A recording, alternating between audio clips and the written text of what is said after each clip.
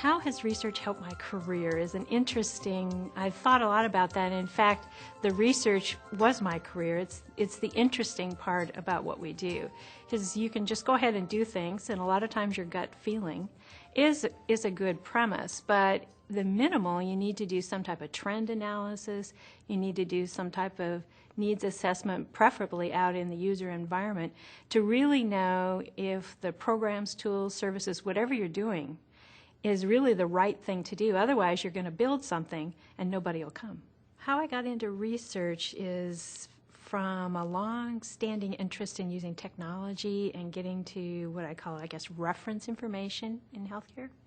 So we started back probably in the mid-90s of developing this new system so that users could directly, researchers and clinicians, could directly search the literature themselves and develop this graphical user interface called Willow under X Windows systems. And this was all before the web. And we developed this system, and of course then you had to do usability studies, and you had to do needs assessment and evaluation. And that's what got me thinking about how should you develop systems and tools. Because most of my career, my research has been involved with developing systems, building tools, making things easier, and for researchers and clinicians to use it right where they are in the clinic or in the lab. So that is what got me interested in using what techniques you should use, how you should build better systems.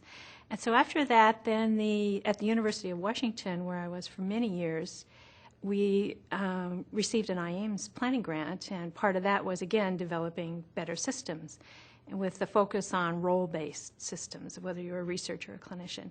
So the interest there was, again, in developing specialized tools. We developed a federated drug reference system from multiple sources with a database and a user interface, again, started using the web. And then developing other integration into the electronic health record. So it was the interest in how do you build better systems for people. To be successful in the research is to have a supportive environment. At the University of Washington, for example, I was part of a larger division of biomedical health informatics. There were other people doing ethnographic studies, there were other people doing other kinds of techniques, and those kinds of things, they feed off of each other. You can collaborate, you can discuss them. So that was very helpful, in addition to having strong mentorship support from the University of Washington to move into the research.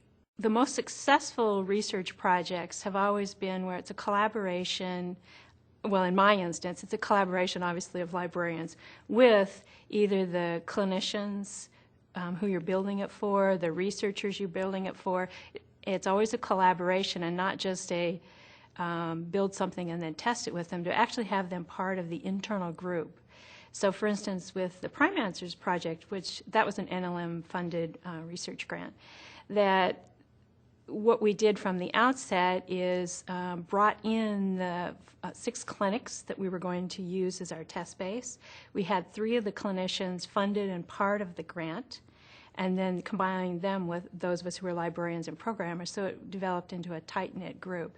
So to make the research successful, when you're looking at building tools or services or programs from the library perspective, it's essential to have that collaboration.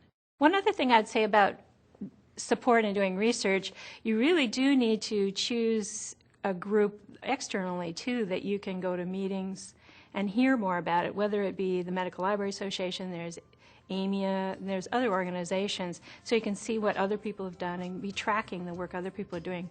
You don't want to duplicate something. You want to start with something, either you're building on someone or you're starting on a fresh idea. One of the things the Medical Library Association has done in the last few years in particular that I think is helpful is really strengthening the value of publishing in the journals.